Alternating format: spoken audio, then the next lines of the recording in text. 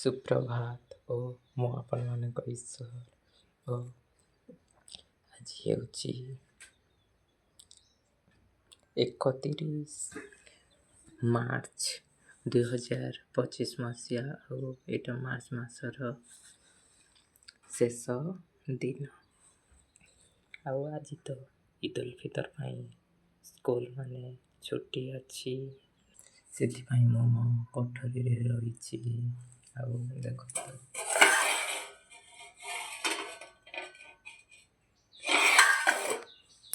ପଖାଳ ବି ହୋଇଯାଇଛି, ମାନେ ବର୍ତ୍ତମାନ ଦ୍ୱିପହରର ଖାଇବା।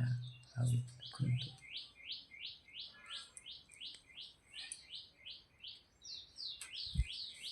ମାନେ ଟମାଟୋ ସହ ସଜନା ଶାଗ ରୋଷେଇ ହେବ।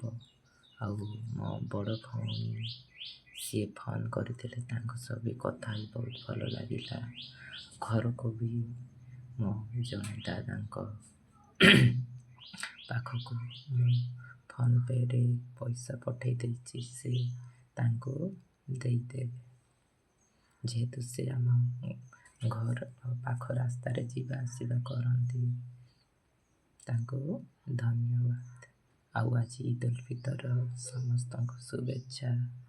ଆଉ ମୁଁ ତ ଯେଉଁ ଲିଆ ଆଣିଥିଲା ସେଇ ସମୟରେ ମୁଁ ସେଇ ସେ ବାଡ଼ି ପାଖରେ ରହିକି ବାସନ ଧୁଆ ଧୋଇ ସେଇ ପାଖରେ ରହିଯାଇଥିଲି। ଆଉ ଆସୁ ଆସୁ ସିଏ ଚାଲିଗଲେ। ସେଇଟା ଗୋଟିଏ ମୋ ପାଇଁ ମନ ଦୁଃଖ ହେଲେ ଦେଖିବା ଆସନ୍ତା ସୋମବାରକୁ ନିଶ୍ଚୟ ତାଙ୍କ ପାଖରୁ କିଣିବା। ମାନେ 6ଟାରୁ 7ଟା ଭିତରେ ହିଁ ସିଏ ଆସୁଛନ୍ତି। ମୁଁ ଏ ସଜନା ଶାଗ ସେଇଟା ବି ଏବେ ଆଉ ଦ୍ୱିପହରର ଖାଇବି।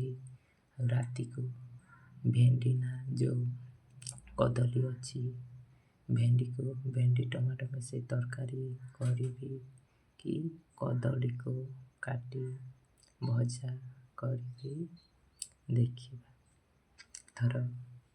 ରହୁଛି, ଧନ୍ୟବାଦ।